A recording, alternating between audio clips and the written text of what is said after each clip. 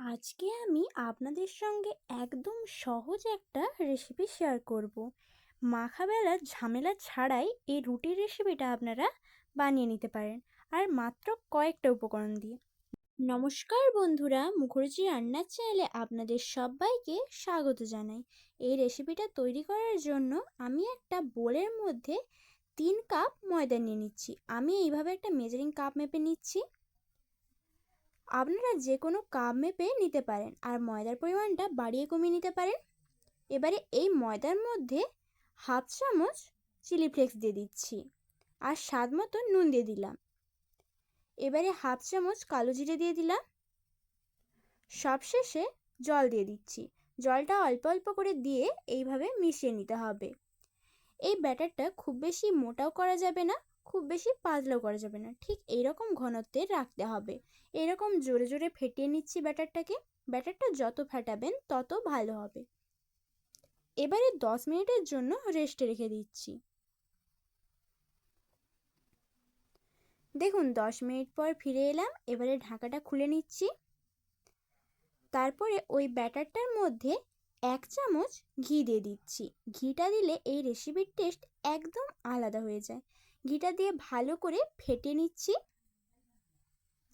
এবারে hand which দিয়ে আবারও ভালো করে ফেটিয়ে নিতে হবে, যাতে ঘিটা ব্যাটারের সঙ্গে ভালোভাবে মিশে যায়। দেখুন মিশিয়ে নিয়েছি। আপনাদেরকে দেখিয়ে দিচ্ছি ব্যাটারের ঘনত্বটা ঠিক কীরকম হয়েছে।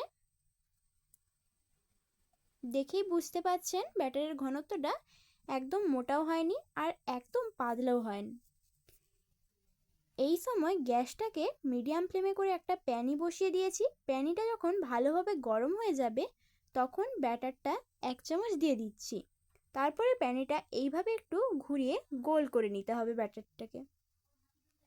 দেখুন এইভাবে গোল করে নিয়েছি। এবারে গ্যাসটাকে মিডিয়াম ফ্লেমে রাখতে হবে যতক্ষণ না উপরটা শুকিয়ে যায়। এইভাবে উপরটা শুকিয়ে গেলে একটা স্প্যাচুলার সাহায্যে এইভাবে উল্টে নিচ্ছি। তারপরে উপর থেকে একটু ঘি ব্রাশ করে দিচ্ছি। তারপরে এই রুটিটাকে উল্টে উল্টো পাশেও ঘি লাগিয়ে দেব। দেখুন কত সহজে এই রেসিপিটা তৈরি হয়ে গেল। মাত্র কয়েক মিনিটের মধ্যে রেসিপিটা তৈরি হয়ে যাবে, আর ঘরে থাকা মাত্র কয়েকটা উপকরণ দিয়ে। দেখুন ঘিটা ভালোভাবে ব্রাশ করে দিচ্ছি। তারপরে গ্যাসটাকে মিডিয়াম ফ্লেমে রেখে রুটিটাকে ভেজে নিচ্ছি যতক্ষণ না একটু লাল লাল হয়ে যাচ্ছে। দেখুন এইভাবে ভাজা হয়ে গেলে রুটিটাকে তুলে নিচ্ছি। একই রকমভাবে সব রুটিগুলোকে ভেজে নেব।